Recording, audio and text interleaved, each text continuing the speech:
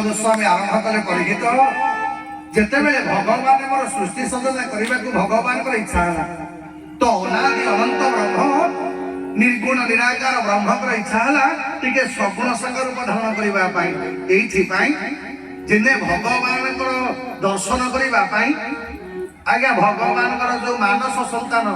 सनत सनातन सनत कुमार सनंदन ये जाऊँ आज्ञा भगवान को दर्शन करने भगवान दुई जन द्वारपाल जनक ना जय आउ जनक ना विजय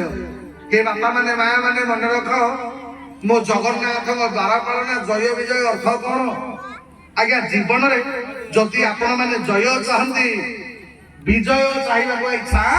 ताले आपण माने भगवान जय पाइबा को चाहूछ आपण मान को भगवान शरण जीवा को पड़िबो जय विजय द्वारपाल दी जन ये सनकादी चतुष्ण मान को भगवान को दर्शन करने को देले जेते भगवान को मना कर ये जय विजय को अभिशाप देले चतुष्ण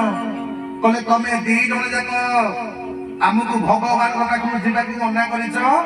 आमे तुमको अभिशाप दउछु तमे दीटा असुर ही जय विजय कांदीबा को आरंभ कले भगवान कले सुन अभिशापटा निश्चित हबो किंतु तुमको उद्धार करने मते भी मर्त्य जन्म ना पड़ो आज्ञा से जय विजय आज अभिशाप पाई असुर रूप जन्म हे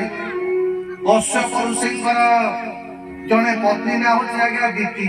आपण मैंने शुणी कश्यप 13 पत्नी अदिति गर्भर देवता मैंने जन्म हेले दीति गर्भर दैत्य मैंने जन्म हेले कद्रुक गर्भर नाग इत्यादि सरीसृप जन्म हेले विनता गर्भर पक्षी माने जन्म हेले तो सही दीति दिने संध्या समय स्वामी के आज्ञा प्रेम निवेदन कले।